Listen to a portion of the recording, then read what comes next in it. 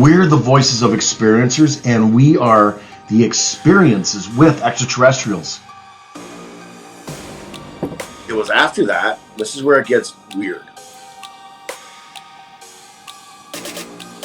Next thing I know, we are back at that crossroads. We're in a different direction, but I go, oh my God, that's the Sample Bakery, dude. We're back in the Sample Bakery. And he's like, what? So, okay. Now we're driving and we're going a good 20 minutes. What? Dude, what happened? How did we end up back there? And we're like, we're just quiet no one's talking. You know, we're both in our heads going, you know, what the heck happened? It's time for disclosure.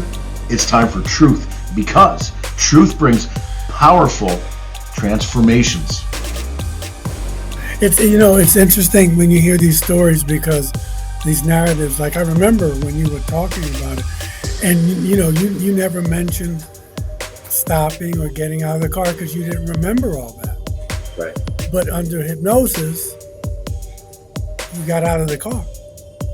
Correct. Yeah. We're the voices of change and profound evolution.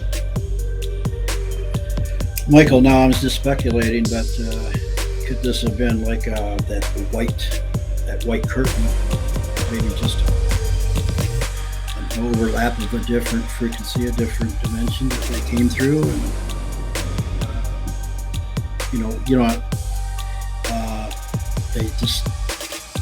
they just opened up a space, and here we are. We're the bridge between two different worlds. Yeah. So, I mean, thank goodness for regressionists that could help fill in these gaps. So, you said you figure it was about 20 minutes, but that's Earth time. I mean, a lot can happen in 20 minutes. Right. So yeah, I'm very intrigued with this, and I do want to say, Michael Jem, bless you for being brave enough to not only tell your story, but allow your part of your regression to go public to help other experiencers. Profound integration is coming. Just who are extraterrestrials?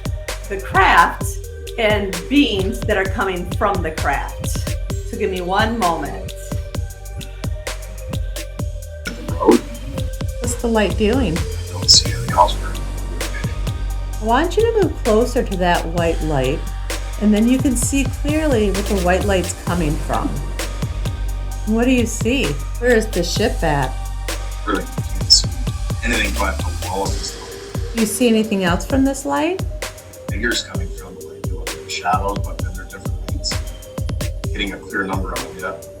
And you're going to be able to tune in now and see them clearly. Describe what they look like for me. Let's find out with the voices of contact. We are the voices of experiencers because we are the experiencers. It's time for disclosure, and it's time for truth, because truth brings powerful transformation. And we are the voices of change. We're about evolution on an expansive level, living life without fear and becoming the bridge between two different realities. Profound evolution is here. Profound integration is here. This is the Voices of Contact. Hi, everyone. I'm Mary. I am a channeler and psychic medium. I'm also a hypnosis regressionist for ET experiencers, and I work with MUFON doing regression work. I also work with PTSD experiencers, paranormal experiencers, and victims of crime to assist them in recall. I'm really looking forward to another amazing show with our panel tonight. I just want to say to you guys that the work that you're doing here with me is so impactful. It's life-changing, and I thank you for being here with me. It means more than you realize, to me, as well as the listeners. We have Michael Carter, and he is a lifetime UFO contactee, author of Alien Scriptures, Extraterrestrials, and the Holy Bible, and he's also a regular consultant on the Histories channel Ancient Aliens series, as well as being featured in several UFO documentaries. Last but not least, we have Deb and RJ DeRoos. They're authors, paranormal UFO researchers, and they're experiencers themselves. They're also the founders of the Michigan UFO Contact that happens every year in Houghton Lake, Michigan at the end of September, and owners and managers of Mystical Awakenings Radio, Mystical Awakenings VODCAST on YouTube, and of the Mystical Awakenings Metaphysical Store in Houghton Lake, Michigan. Now, the show is all about transmutating the light from the dark to replace fear with knowledge. Through my regression work, I have come across some amazing cases with some amazing clients, and I've worked with them to help them have a better understanding of the contact that they've had, whether they were taken, whether it was just regular contact, or if it was just a dream. I'm fortunate enough that my clients have agreed to allow me to use the regressions on the voices of contact. Here, the panel will break down the experiences and provide profound feedback. So not only do all of the listeners get to connect and learn, the person that I regressed walks away immersed in their experience with a new perspective on their experience. So literally, it's a win-win, right? This is the Voices of Contact. Hi, everyone. How are you tonight? Hi, Mary. Hi, thank you. We're doing good. It's Not good too to bad, see thank you. It's good to see all your faces. Thank you. Yours as well. Yeah, yours as well. Thank We you. love hanging out together. It's kind of. So we have a special guest tonight, and this is Michael John. And Well, he is going to be the regression that I worked with. And so I thought it would be great to have him on to give feedback on his regression and actually let the audience know what he was experiencing throughout the regression.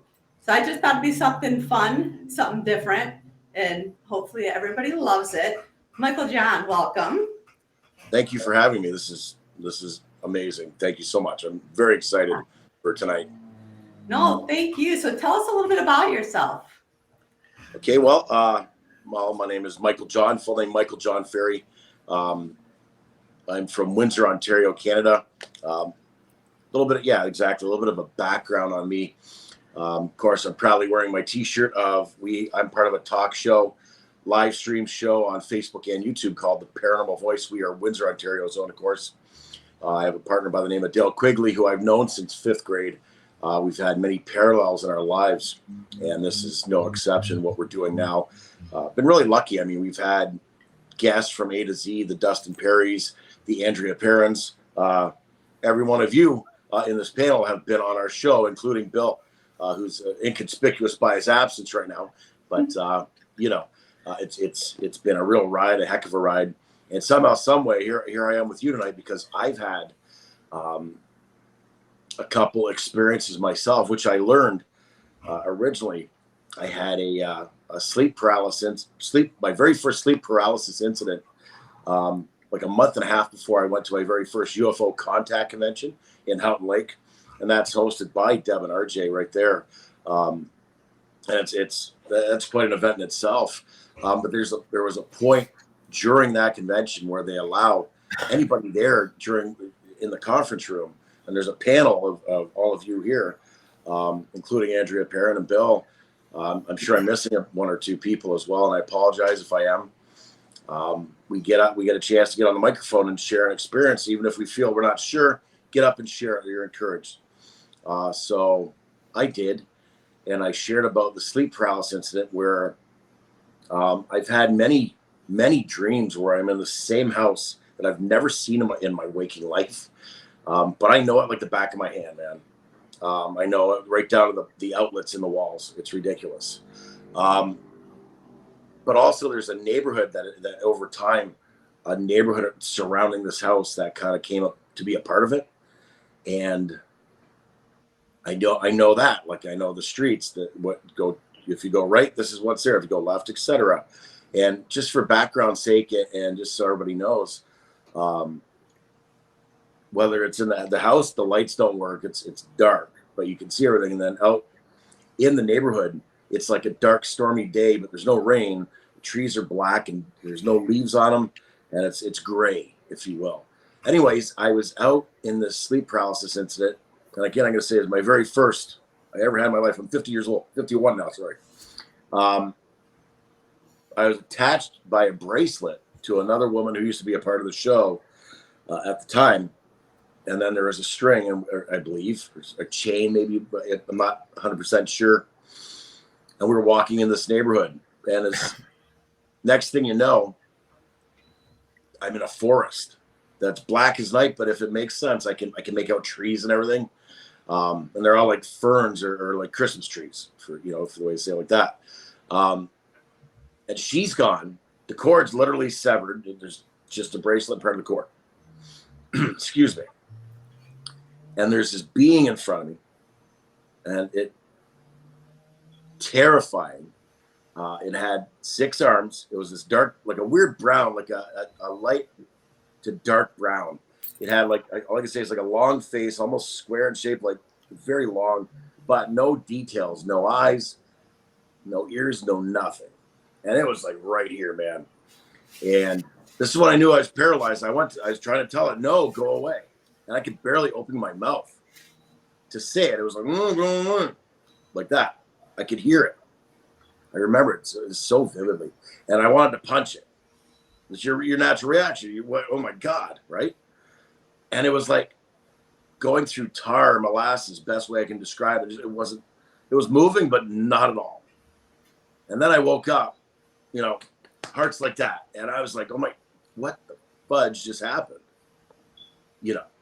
So I shared that at the UFO Contact Convention. And the panel was everybody was kind of going, well, how about you? And I remember they're like, we're not sure about the creature. We're not sure about the creature. Or the being, the galactic. I learned a few things there as well. They're not aliens. That's offensive. You call them galactics. So this is important stuff. But the MC, Tim Ellis, great host, by the way. I love that guy. I hope you bring him back. He's awesome. He'll be there this year. Yes. He commented, and he said, what's interesting, we're not sure about what the being he encountered, but the continuity here with most people that go through this is the fact that he's in the same place all the time, because they do that to comfort you.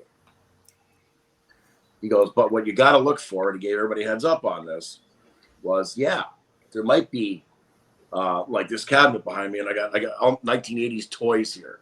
I got G.I. Joe, I got pro wrestling dolls, I got pro wrestling masks. Anyway, but one of the masks could be missing, is why I'm even bringing these up. Like this one here that stands out the most, that one might not be there one time.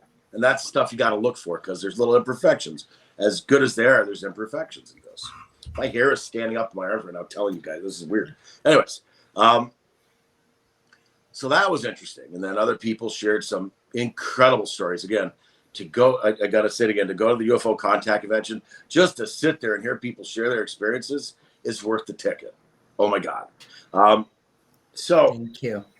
No, thank you. So later on, Michael Carter, of all people, I had a chance. I'm a fan, definitely, of Michael's. When Michael talks, you're on the edge of your seat. That's another reason to go. Michael's going to be there again. When he talks, every sentence this guy says is a message. Like, you could be half asleep and you're going to be like, oh my God, wait, was that for me? It's incredible. But Michael came up to me and said, do you know you're an experiencer? And I was like, I am? Okay, I guess so. And that's where it started, of all things. And then Andrea Parent. Now let's talk about her. Now there's a whole other, and you got her again. It's like a star-studded cast.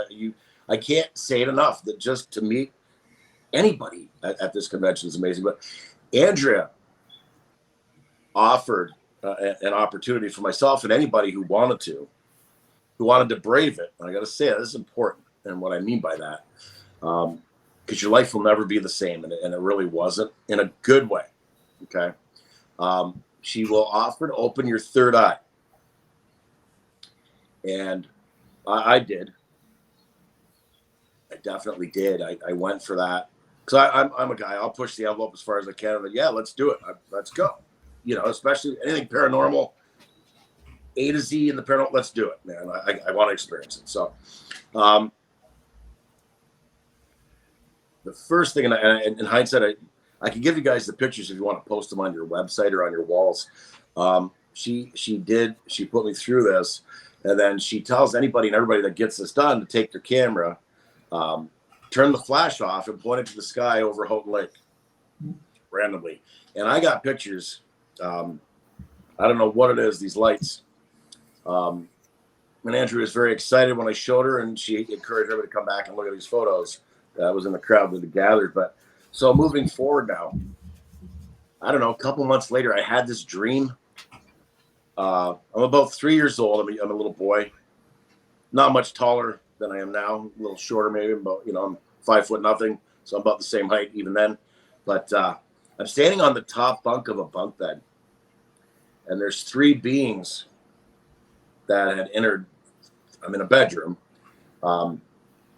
They all had jet black dark hair, and it was parted down the middle, and they're wearing what looked like graduation gowns, bluish, like a light bluish, best I can recall. And then I woke up, and I remember I was stumped. I was like, bunk bed? That's weird, of all things. And why am I standing on top of it? Just, excuse me. A few weeks later, I had a eureka moment. Woo, wait, oh my God, bunk bed. My sister and I, from the age of 3 to 5, we had bunk beds, and I had the top bunk. And I would stand on it, and I would jump on it and all that sort of stuff. So then I was like, whoa, wait a minute. Whoa. So this is spinning in my head daily, nightly going to bed. I'm like, what's happening? And then we go to conventions, not only the UFO Contact Convention, we go to various conventions. We've been looking, again, I said, we've been very fortunate, Dale and myself, with the Paranormal Voice, to go around and see, meet a lot of great people involved in the community. And some people are very loyal and they're at every one doing their thing. And Mary Bassett, I can't remember where I haven't seen her. Oh my God, now Dale always talks about talking to mediums, and I've done it, but he loves Exie Susan Smith. I think everybody knows who she is. Lovely lady. I love her. That's Dale's go-to girl for readings.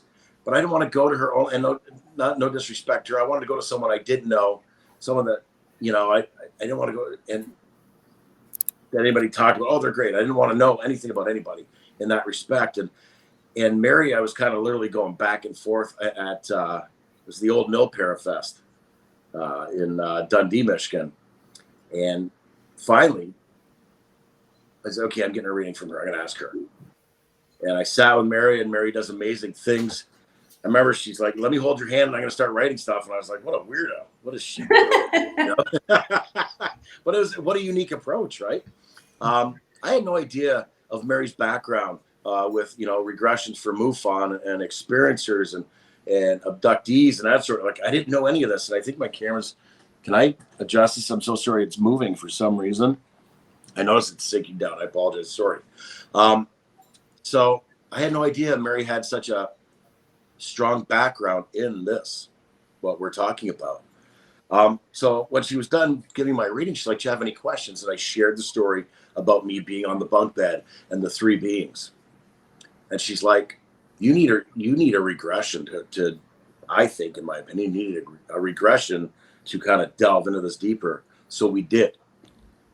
We set up a time and we made it happen. And speaking of life-changing, whoa. And you guys have featured that on one of your past shows. Sorry, I can't recall the episode off the top of my head, or I would say it for you. So now, moving forward, here we are about today. Okay. Dale and I like to go on random drives and talk about life, talk about the paranormal and our ideas for the show, what have you. I mean, like I said, we've known each other since 5th grade. We love to do our thing on many levels. So we're out in the county here. I believe it was Essex County, which is a suburb of Windsor, Ontario. Again, where we're from. We're right across from Detroit, Michigan. I don't think I mentioned that. Just to give you an idea of where we're at. I remember we were at a crossroads and we noticed a bakery. I believe it was called the Sample Bakery. And this is important to the story, to the happening here, the event. Made a call. Oh, look, Sample Bakery. Oh, I wonder what they have there. We're talking about it. And we drove on. I think one of us mentioned the time. I believe it was 4:44. I love synchronicities. Anybody that's part of my Facebook profile, I'll drive you nuts. It's 11:11. It's 1:11. I post that nonsense. Well, it's not nonsense to me, but just for the sake of it. I love it. So one of us noticed 4:44. And for presence of mind of where I was at that moment, at that second, I said, oh, hey, up the road is a graveyard. And I only know that because my aunt and uncle, they lived right next to the graveyard. They're not there anymore. They don't live there anymore. But anyways, it was after that. This is where it gets weird. Next thing I know, we are back at that crossroads. We're in a different direction, but I go, oh my God, that's the Sample Bakery, dude. We're back in the Sample Bakery. And he's like, what? So, okay. Now we're driving and we're going a good 20 minutes. What? Dude, what happened? How did we end up back there? And we're like, then we're just quiet for no one's talking. We're both in our heads going, what the heck happened? And it's funny, and I love Dogman. Anybody, again, you know that about me. I'm a huge fan of cryptos, Bigfoot, Dogman. Of course, whenever we see tree lines, sorry, I'm going back a bit to the story, but whenever we see tree lines, I'm always like, I wonder if Bigfoot's in there. I wonder if Dogman's in there. And we saw what looked like two black, I don't know what they were. There's two black shapes out in a field. Could have been garbage bags. It could have been turkey vulture. Could have been a million things. But we were like, hey, what's that? And then shortly after that was the Sample Bakery at the crossroads, the 444.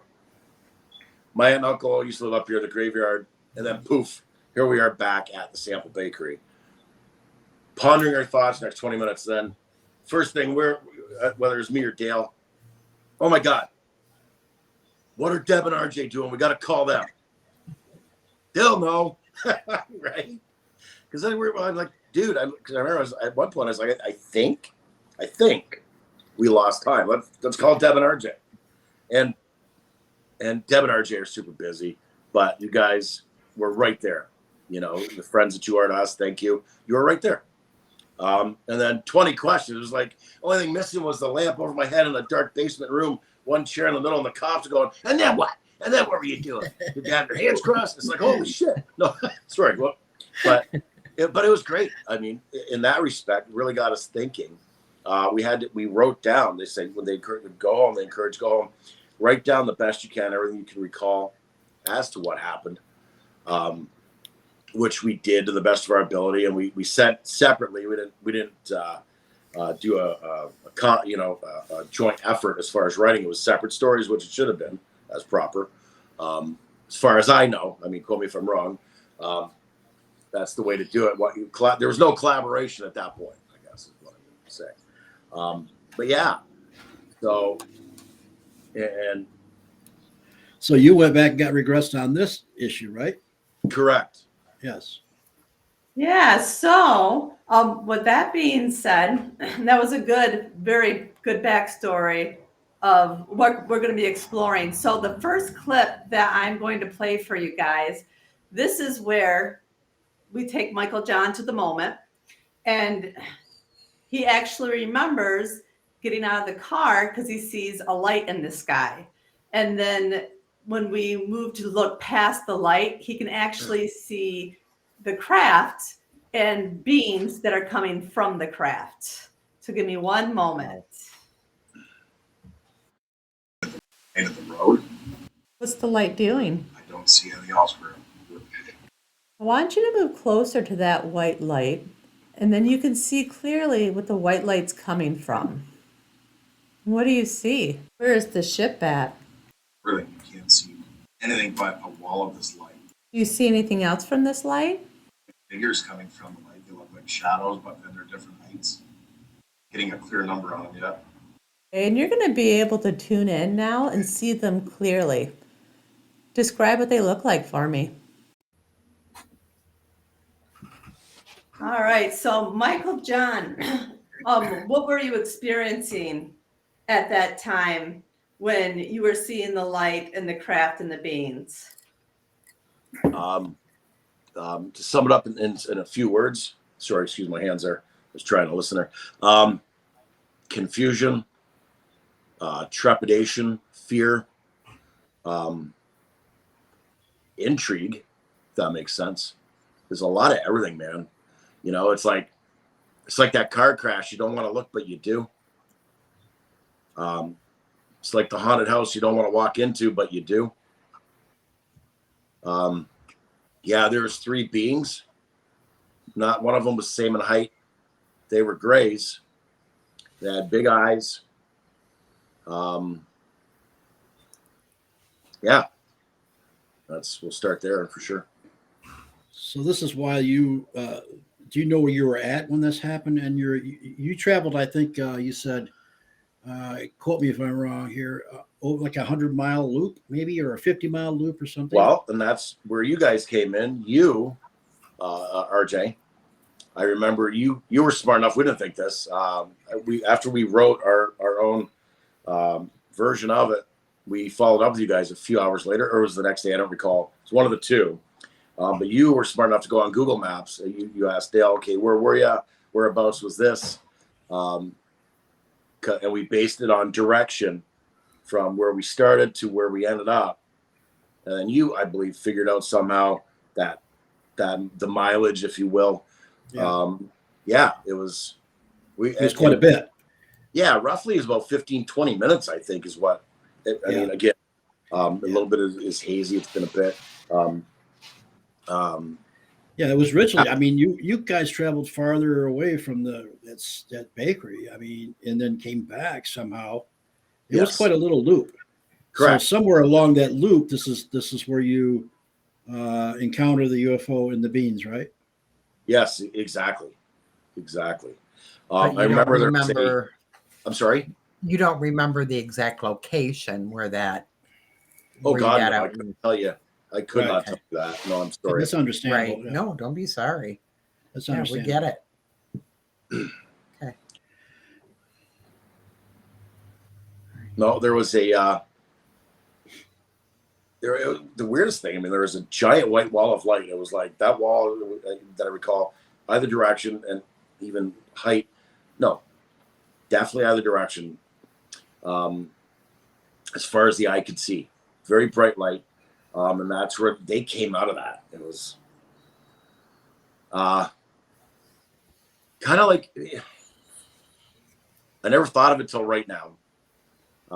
There's a movie back in the 70s called Close Encounters where you see the beings coming through like that. It was, I'll relate it to that to give the audience and the viewers and the listeners an idea from my perspective. Mm-hmm. You know, and when I was in the regression, that's when I saw this, you know, just before I saw them. Yeah. It's interesting when you hear these stories because these narratives, like I remember when you were talking about it and, you never mentioned stopping or getting out of the car because you didn't remember all that. Right. But under hypnosis, you got out of the car. Correct. Yeah. Yeah. Yep. It's just amazing how hypnosis can fill in the stuff that you don't maybe consciously recall. Oh my God! Little details that are pertinent that I didn't remember anything, man, other than point A, point B. Here we are. What happened? It was that fast. Like like, you know. Right. Yeah, I remember when we talked with you, you didn't have memory, you or Dale, of where you had driven, what happened in that time frame between being at the stop sign or by the bakery in one direction, and then all of a sudden you're at the bakery in a different direction. Yeah. So, I mean, thank goodness for regressionists that could help fill in these gaps. So, you said you figure it was about 20 minutes, but that's Earth time. I mean, a lot can happen in 20 minutes. Right.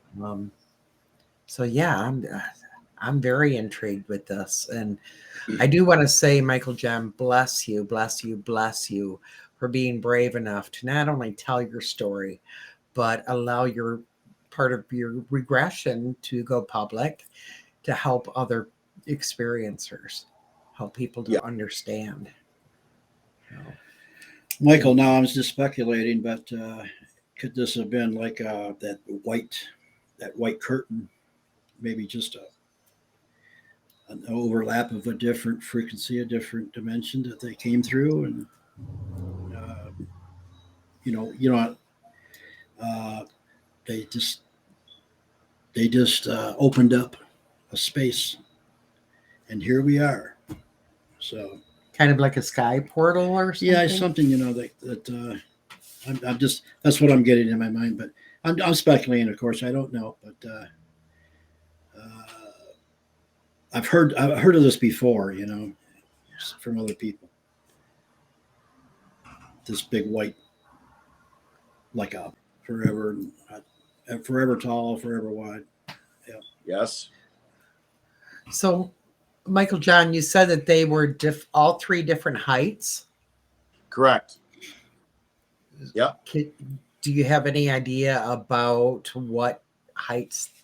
I mean, was it like 2 feet and 10 feet, or was there a big difference in height?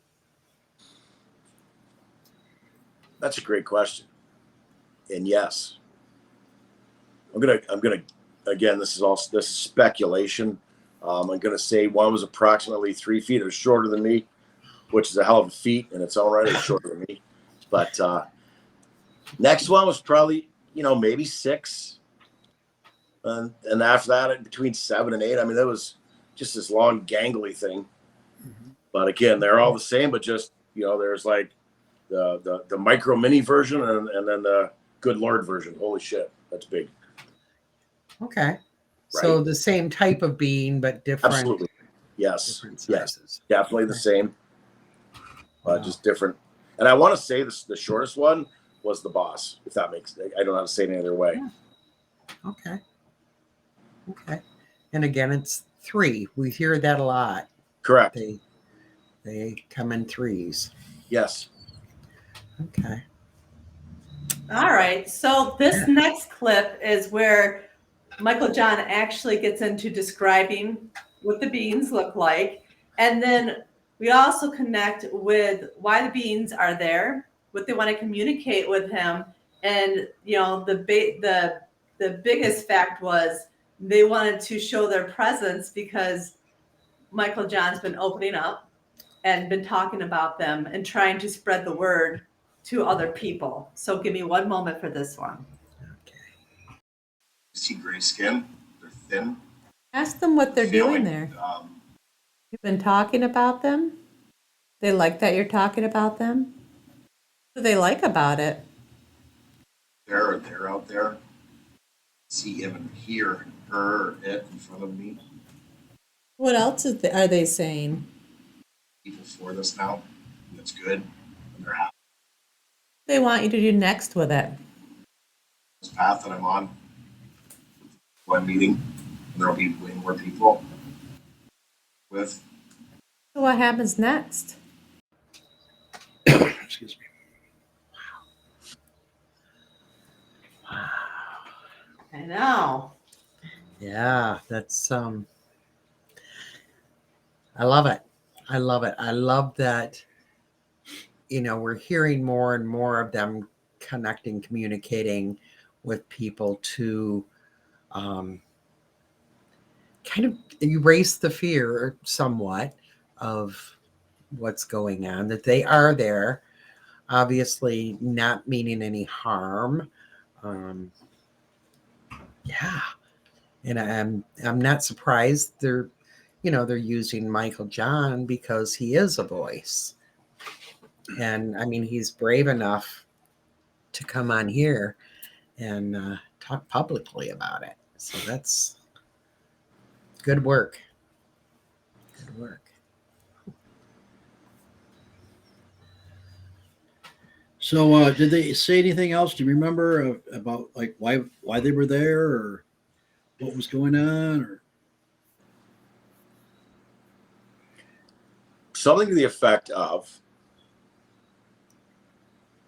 there's more of us like me. They're building more messengers, if that makes sense. More conduits, more vessels of this. God, give me a second here. There's an ascension, right? And there's going to be different levels of humans, different level of consciousness. Right. Yeah. I'm apparently one of them that's able to do that, or is, they're plugging in and it's going right. I'm trying to, I'm trying to explain it for myself too, because it's funny as you ask, it's like, okay, yeah. Right. And what's interesting about that, where, they want me to keep doing what I'm doing, get the message out and meet other people, etc. And it's funny, I have been in the last month and a half, couple of months. I met one individual. I won't name drop for their sakes. I don't know if they want me to. But they're a starseed themselves, and him and I have been really, really connecting on that level of,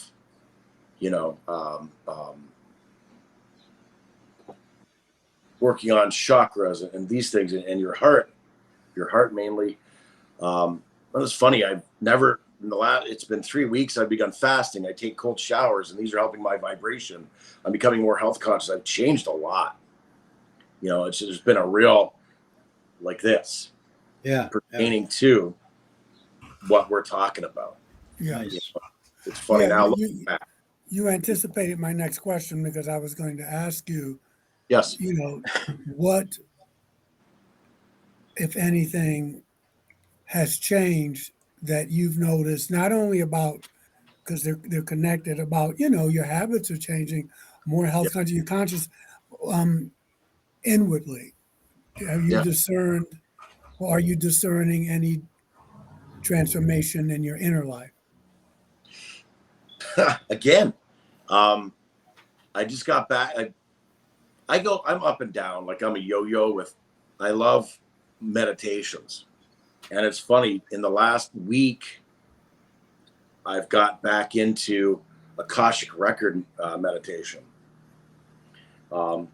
with the sole purpose of aligning. And I'm a big believer in parallel dimensions. There's a million of Michael John. Whatever I want to do, if I can think about it, it's going on somewhere. And if I want that, I need to meditate and align. Boom. And that's where deja vu comes in, when your two dimensions line up, the parallels line up. That's, in my opinion, one man's opinion. Yeah. That's where you have your deja vu. That's where your parallel dimensions line up to get you down that path where you need to be. So to answer your question, Michael, yeah, definitely. And again, going back to that one individual I'm talking to, he's going to be working on me, doing a few other inner works, because as anybody knows, and you guys know, Deb knows well, my depression and my past drug addiction issues and all that. There's things we're all a work in progress all the time. But yeah, it's related. This gentleman I met, the Starseed, he's watched me on our show, or just when I do the roll call of champions I do, where I introduce our latest members to our group, our Facebook group. He said things, and it's, again, landing the plane without going too far off. Yeah, I definitely am working on the inner Michael. Yeah. Mm-hmm. Nice. All right. So on this last clip that I'm going to play, this is where, for Michael John, the beings start walking away. And he kind of turns around, and it's where he finds himself back at his car. And they're sitting by that bakery, but coming from a different direction because they're at the different stop. So let me play that one. Saying we'll see you again. They're leaving. I'm standing on the road. I'm not even in the. Where's Bill at? Yeah, I'm alone. So what happens now after they walk away? We're back where we were. So what happens after you continue driving? We're right back where we last. We're in the same spot. Coming from it was coming from a different way, but in the same crossroads. But like in that spot, and we're back.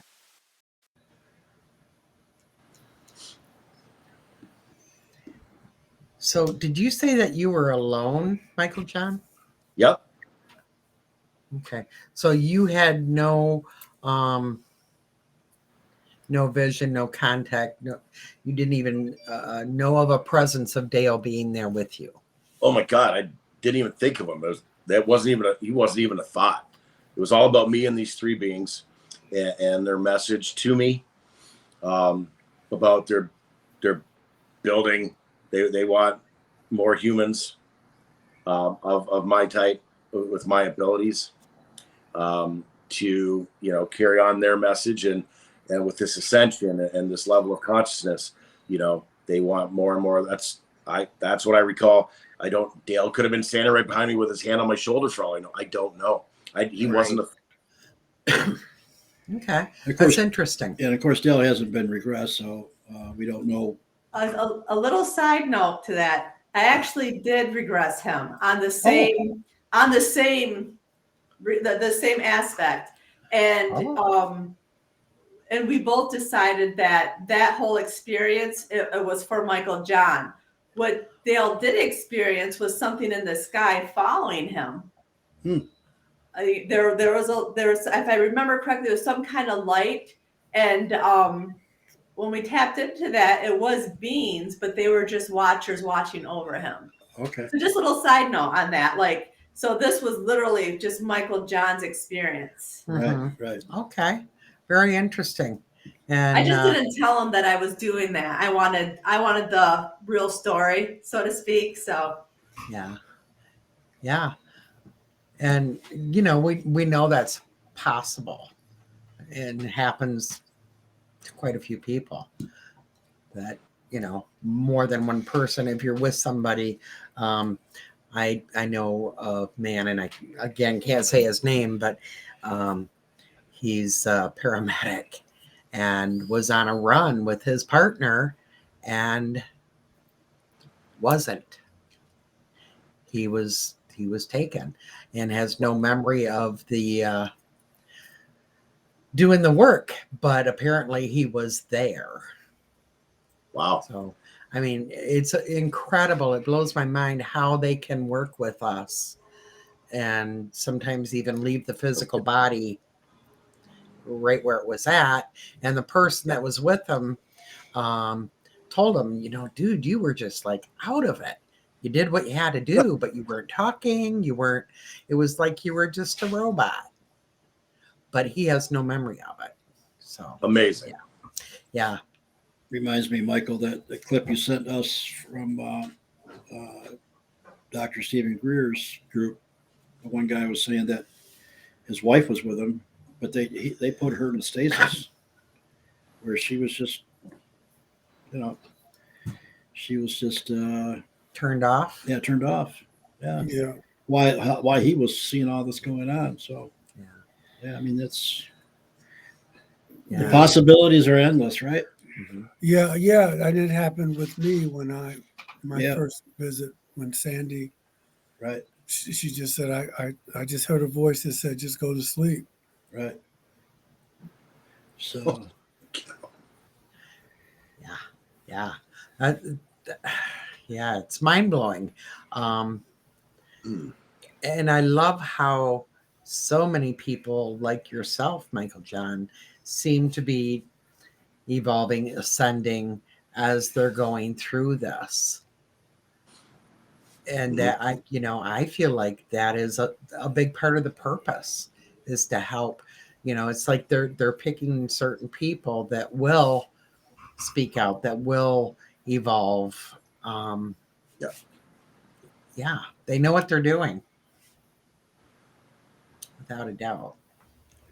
And that's why we're all here right now. I mean, we've all had those experiences, and that's why Yes. we're trying to talk about it. So. Yeah. So can I ask, how are you handling, it's kind of personal, but on a personal level, Go ahead. even though you're doing all these cool transformations and all of that, after your regression, you didn't have memory of the lights, the beings, any of that until you were regressed. So after you had memory of this, how are you emotionally? How are you handling it? Are you doing all right with it? Well, great question. In a lot of cases, I guess I'm at peace with it. However, there's a fear. Is it going to when's it going to happen? Is it going to happen again? When's it going to happen? Will it be as cordial? I mean, from all other stories I've heard, I'm waiting for the bang, I'm waiting for the punchline, if you will, to the story that, okay, now this time it wasn't cool, man.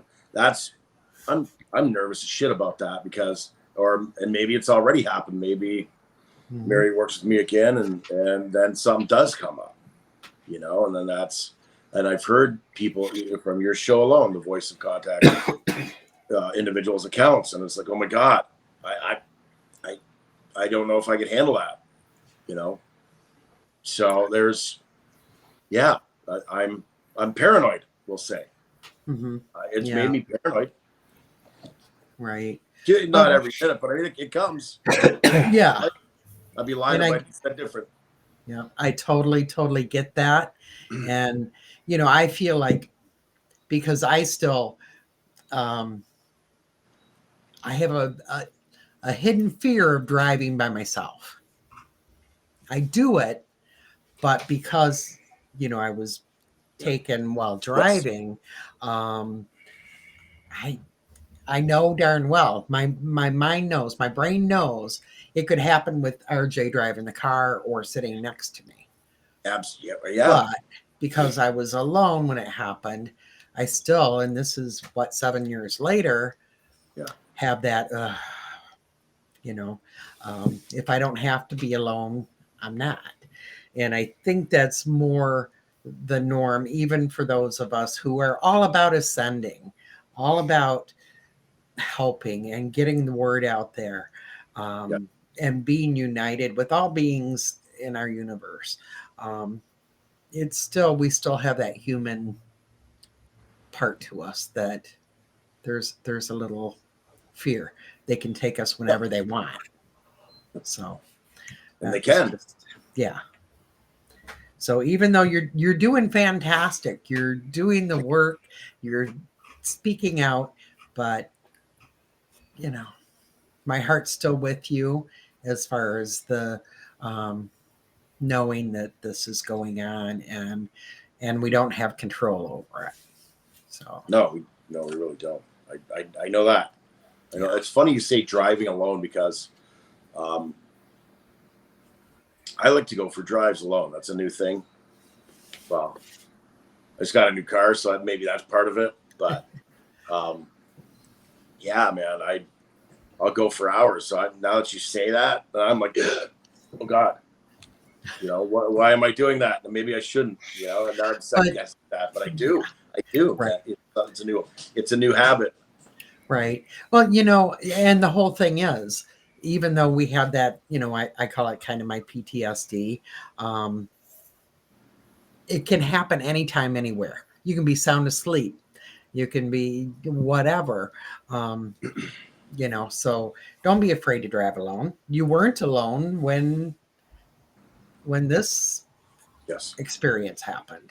So, Yep. Yeah. Okay, I'll shut up now. I just Well, really want that out for the people. Well, that's all we have for tonight's show. So a huge thanks to the audience for tuning in. Michael John, a huge thanks for you, for sharing and Yeah. connecting and putting it out there. And before we go, Michael Carter, would you love to give a shout out to Michael John's mother? Yes. Tell me her first name again. Carol. Okay, I'll say Mrs. John. How's that? Because I don't know her that well to call her that. But Mrs. You call John. her Carol, please. Oh, you sure? Yes, please. Okay. Carol, thank you. I wish I could have had the drink with you and Michael, but maybe in September. But stay well, and it was a pleasure to meet you, and hopefully I'll see you in the fall. And you did a good job with this young man. Yeah, she did. All right. Well, good night, Carol. And Good night, good night, Mom. everyone else. Hi, everybody. Good night. Thank you, Michael. Love you all. Thank you, Michael. We'll see you next John. week.